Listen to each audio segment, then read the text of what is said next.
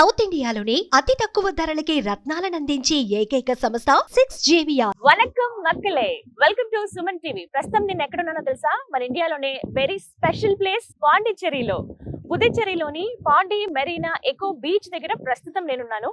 పాండి మొత్తం మీకు ఎక్స్ప్లోర్ చేసి చూపిద్దాం అనుకుంటున్నాను. ఇంక లేట్ ఎందుకు, వెళ్దామా మరి? చలో. PY బోట్స్ అడ్వెంచర్స్ దగ్గర ప్రస్తుతం నేనున్నాను. ఇక్కడ మీకు బ్యూటిఫుల్ ప్లేసెస్ ఉన్నాయండి. టూరిస్ట్ ప్లేసెస్ అయితే ది బెస్ట్ ప్లేసెస్ అని చెప్పుకోవచ్చు. అవన్నీ నేను మీకు ఈ వీడియోలో చూపించబోతున్నాను. అయితే మనం అక్కడ అన్నిటికీ ఎలా వెళ్ళాలో తెలుసా? వాటర్లోనే. అందుకే బోటింగ్కి నేను రెడీ అయిపోయాను. నాతో పాటు మిమ్మల్ని కూడా తీసుకెళ్తాను. చలో, ఇంక లేట్ ఎందుకు, వెళ్ళిపోదామా? రండి.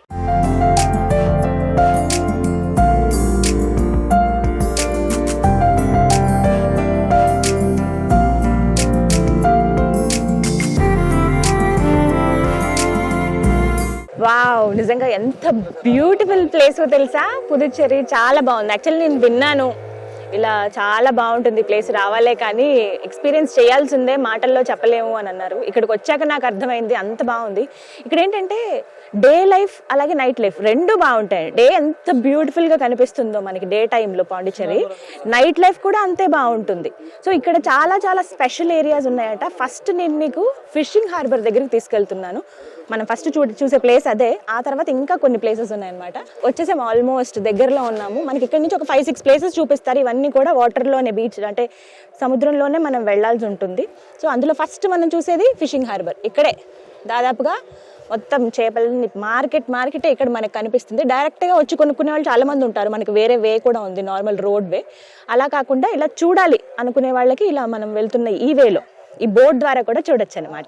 ఇదిగోండి బోట్స్ చూస్తున్నారా? దగ్గర ఒక 10-15 మంది దాకా ఎవరైతే చేపల వేట కోసం వెళ్తారో వాళ్ళు ఇంకా వాళ్ళ లైఫ్ అంతా అక్కడేనండి. ఒక 15 days వరకు వాళ్ళు ఇంకా కనిపించరు, మొత్తం సముద్రంలోకి వెళ్ళిపోతారు. వాళ్ళు ఎన్నైతే చేపలు తీసుకొస్తారంటే అదే వాళ్ళ లైఫ్. ఇంకా వీళ్ళు అక్కడే వాళ్ళు అన్ని రోజులు ఫుడ్ అలాగే అక్కడే వండుకుని తింటారు. మొత్తం అంతా ఆ బోట్లోనే ఉంటుంది వాళ్ళకి. అసలు ఎప్పటివో అని అర్థమవుతుంది చూస్తుంటేనే, చాలా కాలం నుంచి అవే యూజ్ చేస్తున్నారని. బట్ అవన్నీ కూడా చాలా స్ట్రాంగ్గా ఉన్నాయి. దగ్గర వీళ్ళు 500 nautical miles వరకు వెళ్తారండి. ఇంకా ఆల్మోస్ట్ శ్రీలంక దాకా వాళ్ళు వెళ్ళిపోతారు. అక్కడి దాకా వెళ్ళి ఫిషింగ్ అవి చేస్తారనమాట. అది కూడా వెళ్ళారంటే ఒక 15 days వరకు ఇంకా రానట్టే. ఆ తర్వాత మళ్ళీ వాళ్ళు ఎన్నైతే చేపలు పట్టుకుంటారో అవన్నీ తీసుకొస్తారు. ఆ తెచ్చినవన్నీ కూడా ఇక్కడ ఒక మార్కెట్ ఉంది, అవతల పక్క మనకు కనిపిస్తుంది. ఈ హార్బర్కి ఎదురుగుండానే ఉంటుంది. హార్బర్ దగ్గర మొత్తం ఫిషెస్ అన్ని పెడతారు. ఫ్రెష్ ఫిషెస్ కావాలి అన్నప్పుడు అక్కడికి వచ్చి మనం కొనుక్కోవచ్చు. బట్ వీళ్ళ లైఫ్ నిజంగా చాలా రిస్కీ, డేంజరు, చాలా బ్రేవ్ పీపుల్ అని చెప్పొచ్చు. కాసేపు మనం సముద్రం దగ్గర ఇలా ఉంటేనే మనకు భయం వేస్తుంది, కానీ వాళ్ళ లైఫే ఆ బోట్లలో గడిపేస్తారు. సగం జీవితం చాలా మందికి అవే వారసత్వంగా అవే కంటిన్యూ చేసే వాళ్ళు కూడా చాలా మంది ఉన్నారు. ఇలా సముద్ర తీర ప్రాంతంలో ఉన్న వాళ్ళకి మాక్సిమం జీవనాధారం అదే ఉంటుంది, చేపల వేటకి వెళ్ళటమే. బట్ చాలా మంది, ఎన్ని బోట్స్ ఉన్నాయో చూడండి, పెద్దవి చిన్నవి మధ్యలో. అండ్ ఇంకొకటి ఏంటంటే ఇక్కడ ఎక్కడ మనకి వేరే లాంగ్వేజ్ లో కనపడదు, అంతా తమిళ్. అంటే ఇక్కడ సంస్కృతి కూడా చాలా వరకు తమిళనాడు సంస్కృతి కనిపిస్తుందండి. కామన్ గా పుదుచ్చేరి గురించి చెప్పేటప్పుడు చెప్తూ ఉంటారు కదా, అంటే ఫ్రెంచ్ అలాగే మన భారతీయ సంస్కృతి ఉంటుంది, అలాగే ఫ్రెంచ్ వాళ్ళ కల్చర్ రెండు మిక్స్ చేసిన ప్లేస్ అనమాట ఇది. ఇక్కడ ఫ్రెంచ్ కాలేజ్ ఇవన్నీ ఎంత స్పెషల్లో కదా, చాలా మంది ఎంత ఫేమస్ అందరికీ తెలుసు. బట్ ప్రస్తుతం మనం చూస్తున్నది అయితే ఇదంతా కూడా ఫిషింగ్ హార్బరే. ఎవరైనా మీరు చక్కగా టూరిజం అంటే ఇష్టం ఉన్న వాళ్ళు, టూరిస్ట్ ప్లేసెస్ కొన్నిటికి వెళ్ళాలి, ఎక్స్ప్లోర్ చేయాలనుకున్న వాళ్ళు ఇక్కడికి వచ్చి ఇలా చూసుకుంటూ వెళ్ళొచ్చు అనమాట. కంప్లీట్ ఏరియల్ వ్యూ లాగా కూడా మీకు కొన్ని విజువల్స్ నేను చూపిస్తాను, ఎంత బ్యూటిఫుల్ గా ఉందో. సో హార్బర్ ఇప్పుడే రెడీ చేసుకుంటున్నారు వేటకు వెళ్ళడానికి. మేబీ వాళ్ళు మరొక కొన్ని గంటల్లో వెళ్తారేమో. చాలా నీట్ గా రెడీ చేసుకున్నారు. అండ్ ప్రతి బోట్ పైన మనం చూస్తున్నాం కదా మన ఇండియన్ ఫ్లాగ్, రెండు ఫ్లాగ్స్ పెట్టుకున్నారు ప్రతి దాని దగ్గర. చాలా బ్యూటిఫుల్ గా కనిపిస్తాయి వరుసగా అవి అలా ఉంటే. సో అదనమాట ఫిషింగ్ హార్బర్. ఫస్ట్ మనం చూసింది హార్బర్ చూసాము. అండ్ నెక్స్ట్ ఇంకొక ప్లేస్ కి వెళ్తున్నాం, అది ఇంకా బ్యూటిఫుల్ గా ఉంటుంది. అండ్ అలాగే ఒకవైపు అంతా మనకి ఇవి కనిపిస్తాయి బోట్స్ అండి, అండ్ ఇంకొక వైపు చూడండి చెట్లు ఎంత బాగున్నాయో. Very nice place. నాకైతే ఎన్ని రోజులైందో ఇలా వాటర్ లో వెళ్ళి. మధ్యలో అక్కడక్కడ కొంగలు అలా ఉంటే ఎంత బ్యూటిఫుల్ గా కనిపిస్తుందో తెలుసా. మొత్తం గ్రీనరీయే, మొత్తం చెట్లే అవన్నీ కూడా. వాటర్లో ఉన్నాయనేమో కానీ అవి అసలు ఏం పాడవకుండా ఎంత గ్రీన్గా నిండుగా కనిపిస్తున్నాయో చూడండి. చెట్లన్నీ కూడా భలే బ్యూటిఫుల్గా ఉన్నాయి. ఓకే, ఇక్కడి నుంచి చూసుకోవచ్చు. మనం చూసే నెక్స్ట్ ప్లేస్ ఏంటో తెలుసా? Mangrove forest. ఇక్కడ నుంచి మనకు కొంచెం ఆనవాళ్ళు తెలుస్తున్నాయి కదా, మొత్తం చెట్లే. ఫారెస్ట్ అంతా కూడా చాలా బ్యూటిఫుల్గా ఉంటుంది, కంప్లీట్ గ్రీనరీ. అసలు పైనుంచి అంటే ఆ వ్యూ చూస్తే ఉంటుందండి, అద్భుతం, అసలు మాటల్లో చెప్పలేం. నేను మీకు విజువల్స్ లో చూపిస్తాను చూడండి. ఇక్కడి నుంచి చూస్తేనే అసలు భలే ఉందని అనిపిస్తుంది. అంటే ఫారెస్ట్ నార్మల్ గా మనం చూసేవి వేరే ప్లేసెస్ లో, అందులోనూ సముద్రం దగ్గర ఇలా ఫారెస్ట్ చూడడం అనేది ఫర్ ద ఫస్ట్ టైం. అది కేవలం మనకి పాండిచ్చేరిలో మాత్రమే ఉంటుంది.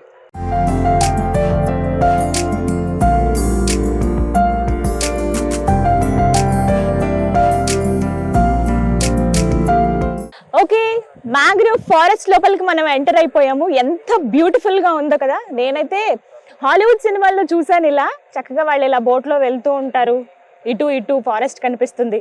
నిజంగా వేరే ప్రదేశంలో ఎక్కడో ఉన్నాం అనిపిస్తుంది. ఇండియాలోనే ఎంత బ్యూటిఫుల్ ప్లేస్ ఉందా అని నాకే ఆశ్చర్యం అనిపిస్తుందండి. ఎంత బాగుందో గ్రీనరీ, నాకైతే భలే హాయిగా అనిపిస్తుంది. ఆ గ్రీన్ కలర్ చాలా ప్రశాంతతనిస్తుంది మనకి చూడడానికి కదా. ప్రకృతి ఎంత అందంగా ఉందో. మొత్తం అన్ని చెట్లేనండి కంప్లీట్గా.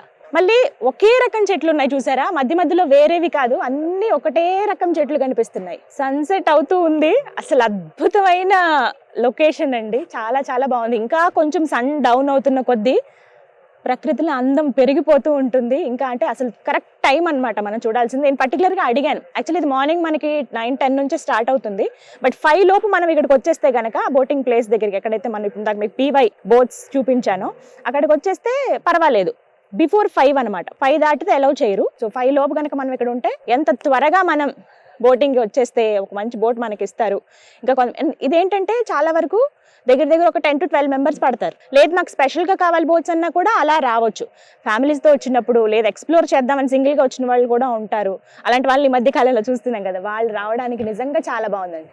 భలే అసలు వెళ్తున్నారు వీళ్ళు ఎక్స్పర్ట్స్ తెలుసా. చాలా మంది ఉన్నారు, దగ్గర దగ్గర ఒక 20 to 30 మెంబర్స్ ఉంటారేమో ఇలా బోట్స్లు మనకి తీసుకెళ్లే వాళ్ళు. ఆ అన్న వాళ్ళని చూడండి, అసలు భలే ఉన్నారు వాళ్ళు. పా ఎంత బాగుందో చూడండి. ఇందాకంతా ఒక ఎత్తు, అంటే మధ్యలో ఎక్కడ మనకి ట్రీస్ అనేవి ఇలా కవర్ అవ్వవు, బట్ ఇక్కడ పర్టికులర్గా మనం కొంత దూరం వచ్చిన తర్వాత ఇలా పైకి కవర్ అవుతున్నాయి అనమాట. ఎంత బాగుందో ఈ ప్లేస్. ఇగో ఆల్రెడీ ఎంత స్లోగా ప్రశాంతంగా వస్తున్నారో వీళ్ళైతే, హాయిగా ఫ్యామిలీ వెళ్ళారు పిల్లలతోటి, భలే ఉన్నారు. హాయ్ హ్యాపీగా ఎంజాయ్ చేస్తున్నారు వీళ్ళు. ఎంత బాగుందో, పైనుంచి కూడా ఇలా చెట్లు కవర్ అయిపోయాయి, కంప్లీట్గా కవర్ చేసేసింది అనమాట. భలే బ్యూటిఫుల్ ప్లేస్ ఇది. ఇక మ్యాంగ్రోవ్ ఫారెస్ట్ దాటుకుని ఇంకొక అద్భుతమైన హిస్టారికల్ ప్లేస్కి నేను మిమ్మల్ని తీసుకెళ్ళబోతున్నాను. అదేంటో అక్కడికి వెళ్ళిన తర్వాత మీరే చూద్దరు కానీ. Let's go. కంప్లీట్గా ఈ బోట్ ట్రిప్ అంతా కూడా, అంటే ఇప్పుడు నేను మీకు చూపించబోయే ఈ ప్లేసెస్ అన్నీ కూడా చూడటానికి 1 hour టైం పడుతుందండి. పర్టికులర్గా బోటింగ్ కోసం అని మీరు 1 hour కేటాయించుకుంటారండి. బ్యూటిఫుల్ ప్లేసెస్ని చూడొచ్చు అనమాట. ఇప్పటివరకు చూపించినవి కేవలం 2 మాత్రమే. హార్బర్ చూపించాను, అండ్ అలాగే నెక్స్ట్ మ్యాంగ్రోవ్ ఫారెస్ట్ చూసాం. ఫారెస్ట్లోంచి మళ్ళీ రిటర్న్ అయిపోతున్నాం. ఇక్కడి నుంచి చెప్పాను కదా ఒక హిస్టారికల్ ప్లేస్ అని, అరిక్మేడు, అక్కడికే వెళ్ళబోతున్నాము. చాలా విషయాలు చెప్పాలి అక్కడి గురించి. ఈ బోట్స్ చాలా చాలా బాగున్నాయండి, కంఫర్టబుల్గా. అంటే మనం అన్ని వైపులా చూడడానికి ఎక్కడ క్లోజర్ లేకుండా చాలా నీట్గా ఉంది. ఇవి కెపాసిటీ ఎంత అంటే 10+2 12 మెంబర్స్ కూర్చోడానికి ఉంటుంది, చాలా కంఫర్టబుల్గా. ఎవరైతే పర్సన్ ఉన్నారో బోట్ ని తీసుకెళ్లే వాళ్ళు, వాళ్ళ కూర్చోడానికి అక్కడ సెపరేట్ ప్లేస్, అక్కడ ఇంజిన్ అవన్నీ కూడా, మిగతా అందరికి కంఫర్టబుల్ గా కూర్చోవచ్చు. పిల్లలు పెద్దవాళ్ళు అందరూ రిలాక్స్డ్ గా కూర్చుని నేచర్ ని ఎంజాయ్ చేస్తున్నారు అనమాట. చాలా మంది ఎదురొచ్చారు చూసాము, బట్ చాలా బాగుంది. ఇక్కడ ఏంటంటే లైఫ్ జాకెట్ మస్ట్. ఎక్కడైనా మనం చూస్తాము, బట్ వాటర్ లో వెళ్ళేటప్పుడు ఇది మాత్రం కంపల్సరీ మనకు, అంటే నచ్చినా నచ్చకపోయినా, ఇబ్బందిగా ఉన్నా ఎలా ఉన్నా సరే కంపల్సరీ లైఫ్ జాకెట్ వేసుకోవాలి. ఎంత ఈత వచ్చిన వాళ్ళైనా రాని వాళ్ళైనా ఇది రూల్ అనమాట. ఇంకా ఎందుకంటే మన సముద్రం లోపల వెళ్తాం, చాలా లోతు ఉంటుంది ఇవంతా కూడా. సో అవి ఆ సెక్యూరిటీ ఫస్ట్ మనకు ఉండాలి, ఆ సేఫ్టీ అనేది చాలా ఇంపార్టెంట్ కదా. అందులో భాగంగా లైఫ్ జాకెట్ కంపల్సరీ అనమాట. విజువల్స్ తీసుకోవడానికి కొంచెం మాకు ఏమైనా స్పెషల్ గా ఏమైనా చూపించండి అంటే, ఇట్లా రిఫ్ట్ అంట కంప్లీట్ ఇలా తిప్పారు. అండ్ అక్కడ మాకు నేను ఎక్స్పీరియన్స్ చేసింది ఏంటంటే, కొన్ని ఫిషెస్ ఇలా జంప్ చేస్తున్నాయి పైకి, భలే ఉంది అసలు. ఓకే, ఇక్కడ నుంచి దిగి మనం వెళ్ళాలి. దగ్గర దగ్గర ఒక 100 meters నడవాల్సి ఉంటుంది. చెప్పాను కదా మరొక హిస్టారికల్ ప్లేస్ అనేది, అదే అరికమేడు. అక్కడికి వెళ్తున్నాం మనం. ఇక్కడ దిగి నడుచుకుంటూ వెళ్ళాలన్నమాట. సో వెళ్దాం పదండి.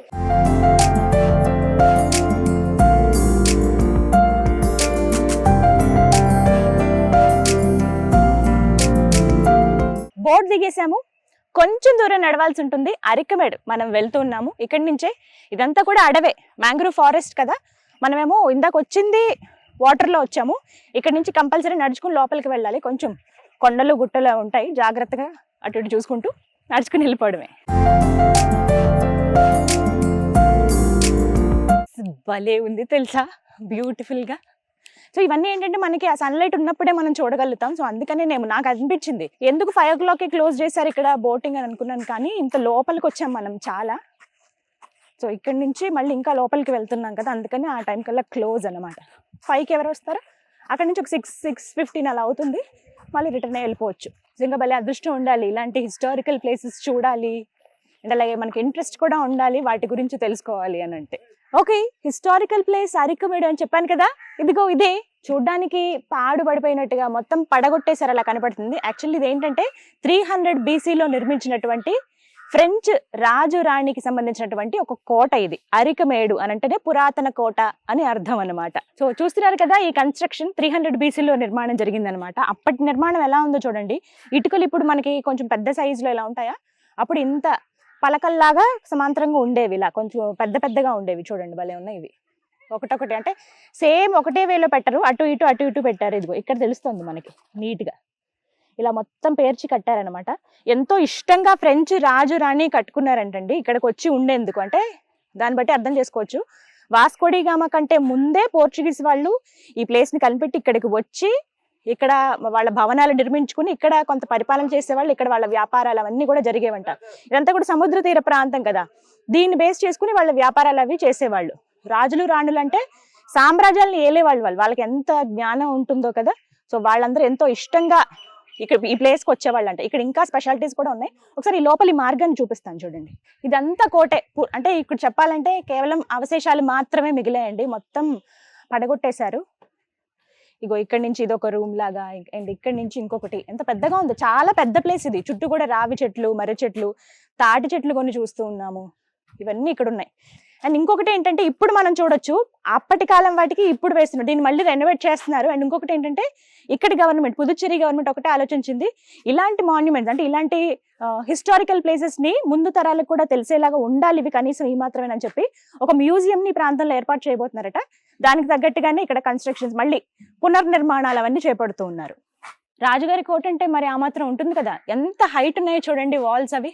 ఒక్కసారి ఊహించుకోండి, మన డ్రీమ్స్ లో మనం లేకపోతే మన సినిమాల్లో మనం చూస్తూ ఉంటాం కోటలు అంటే ఎంత అద్భుతంగా పెద్ద పెద్ద గోడలతోటి అందంగా ఉంటుందో, అప్పుడు ఎంత వైభోగంగా ఉండేదో. ఇప్పుడు ఇలా వెళ్ళబోతోంది నిజంగా చెప్పాలంటే.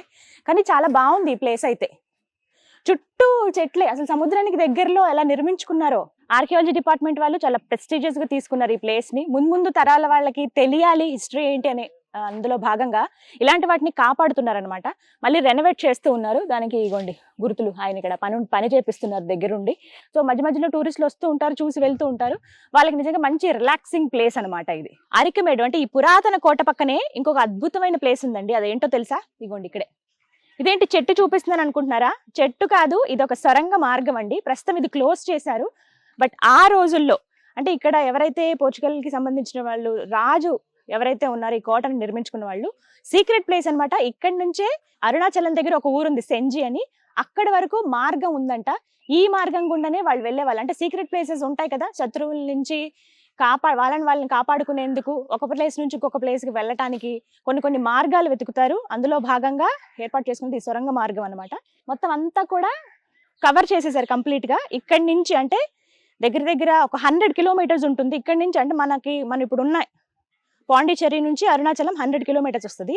సెజ్జి అనే ఊరు ఏదైతే ఉందో అరుణాచలం దగ్గర, అక్కడి వరకు ఈ సొరంగ మార్గం ఉందన్నమాట. ఈ మార్గం గుండానే ఆ ఊరి దాకా వెళ్ళేవాళ్ళు. ఓకే, అరికమేడు చూసాం కదా హిస్టారికల్ ప్లేస్ ని. నెక్స్ట్ ఇంకొక ప్లేస్ చూపించబోతున్నాను. ఓవైపు సముద్రం, మరోవైపు నది, ఈ రెండు కలిసిన ప్రదేశానికి ఇప్పుడు మిమ్మల్ని తీసుకెళ్ళబోతున్నాను. వెళ్దామా మరి? చలో చలో చలో చలో.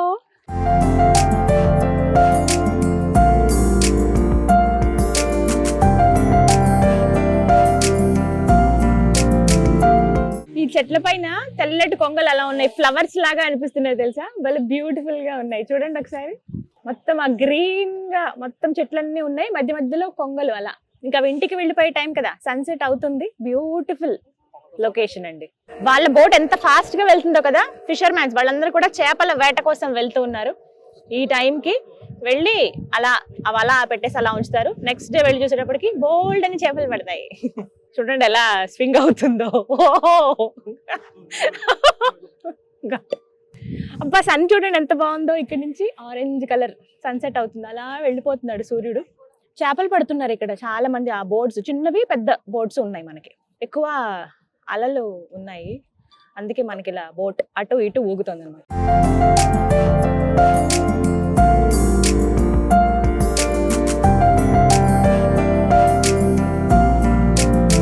ఎగ్జాక్ట్ గా ఇదే ప్లేస్ అండి. నది, మరోవైపు సముద్రం, రెండు కలిసిన ప్రదేశం అన్నమాట. మొత్తం ఇక్కడ లోతు ఎంత ఉంటుందో తెలుసా? 180 అడుగుల వరకు లోతు ఉంటుంది. అంటే జస్ట్ అక్కడ నుంచి చూద్దాం అనుకున్న వాళ్ళకి ఇదిగో వాక్ వే, అదంతా అలా నడుచుకుంటూ చూడొచ్చు. ఇవన్నీ కూడా రాక్స్ అన్నమాట. అండ్ ఇక్కడ పుదుచ్చేరిలో రాక్ బీచ్ కూడా చాలా చాలా ఫేమస్. ఇలాంటి రాళ్లే దాదాపుగా కనిపిస్తాయి. ఆ రాళ్ళ రంగు కూడా చూసారా, పూర్తిగా నలుపు రంగులో ఉంటాయి. మళ్ళీ వాటిపైన నాచు అలా ఏ ఉండదు, నీట్ గా ఉంటాయి. ఆ రాళ్లు కూడా మొత్తం బ్లాక్ కలర్ లో ఉంటాయి, పెద్ద పెద్ద స్టోన్స్ అన్నమాట. అవన్నీ ఎలా ఉంటాయంటే జస్ట్ ఎవరో పేర్చినట్టుగా అనిపిస్తాయి, కానీ అవి ప్రకృతిలో సహజంగా అలా ఏర్పడ్డవే. కానీ ఎవరో ఇలా మొత్తం అన్నిటిని ఫామ్ చేశారేమో అన్నట్టుగా మనకు కనిపిస్తాయి అన్నమాట. బ్యూటిఫుల్ గా ఉంటుంది రాక్ బీచ్.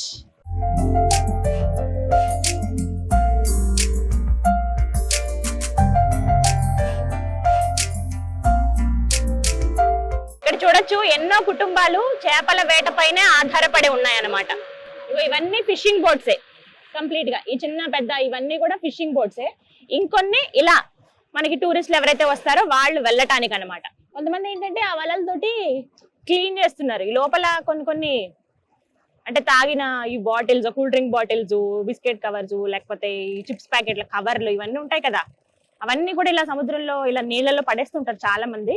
అవి కూడా ఒకవైపు నుంచి క్లీన్ చేస్తూ ఉన్నారు. జస్ట్ ఇలా నెట్స్ లాగా వేసేసి క్లీన్ చేస్తున్నారు. ఎంత చెత్త వస్తుందో తెలుసా? కానీ అదొక్కటి మనం తెలుసుకోవాలండి, ఇంత బ్యూటిఫుల్ ప్లేసెస్ ని మనంతట మనమే పాడు చేసుకుంటున్నాము. అలా పాడు చేయకుండా ఉండాలంటే మనం వాడిన వస్తువులు ఏవైతే ఉంటాయి, కవర్స్ చిన్న చిన్నవి మన దగ్గరే ఉంచి తర్వాత బయటకి బోట్ దిగేసిన తర్వాత బయట పడేస్తే ఓకే, అక్కడ అది కాల్చడమో ఏదో ఒకటి చేస్తారు. వాటర్ లో ఉన్న జీవరాశులు కూడా ఎంత ప్రాబ్లమ్, అవేవో ఫుడ్ ఉన్నాయి కదా అని తినేస్తాయి, వాటి గొంతు కట్టుపడిపోయి చనిపోవడమో లేకపోతే ఏదో ఒక ప్రాబ్లం వాటికి అవ్వడమో ఇవన్నీ అనమాట. ఎందుకు మనం అలా పాడు చేయడం ఈ అందమైన ప్రకృతిని? అదే నాకు అనిపించింది ఇందాక. అసలు మొత్తం ఒక కవర్ తోటి ఒక నెట్ అంతా ఇంత చెత్త తీశారు. అన్ని కూడా కవర్స్, గ్లాసులు, వాటర్ బాటిల్స్, ఇవన్నీ ప్లాస్టిక్ ఇవన్నీ ఉన్నాయి. మనం ఎక్కడైతే స్టార్ట్ అయ్యామో అదే ప్లేస్ కి వచ్చేసాం. 6:13 అయిందండి టైం. 1 అవర్ పట్టింది ఎగ్జాక్ట్ గా, చెప్పాను కదా 1 అవర్. ఇంకా మధ్యలో కొంచెం ఎక్కువసేపు మీకు అవన్నీ చూపించాలనే ఉద్దేశంతో ఎక్కువసేపు ఆగాం మేము. మామూలుగా అయితే జస్ట్ ఇలా వెళ్ళి తీసుకొచ్చేస్తారు. వీటికి సెపరేట్ గా ఛార్జెస్ ఉంటాయి, ఒక్కొక్క పర్సన్ కి ఇంత అని చెప్పి. సో అలా ఛార్జ్ చేస్తారు. మనం ఫ్యామిలీస్ గా అంటే గ్రూప్ ఆఫ్ పీపుల్ వెళ్తే ఎంజాయ్ చేయడానికి చాలా చాలా బాగుంటుంది. తప్పకుండా రండి. టూరిస్ట్ ప్లేస్ ఉంది, ఎప్పుడు మేము వెళ్ళలేదు పుదుచ్చేరి అన్న వాళ్ళకి అర్థమయ్యేలా ఈ వీడియో నేను మీకు అందిస్తున్నాను. ఓకే, నా బోటింగ్ కంప్లీట్ అయిపోయింది. నిజంగా బ్యూటిఫుల్ ప్లేసెస్ అండి, చాలా చాలా అంటే మంచిగా తీసుకెళ్లారు బోట్ లో. అన్ని ప్లేసెస్ చూడగలిగాము. అండ్ అలాగే ఎక్స్ప్లోర్ చేయాలి అనుకున్న వాళ్ళకైతే ది బెస్ట్ ఎక్స్పీరియన్స్ అవుతుంది డెఫినెట్ గా. సో మీరు కూడా రండి పుదుచ్చేరిలో ఇప్పుడు నేను మీకు చూపించినటువంటి పాండి మెరీనా బీచ్.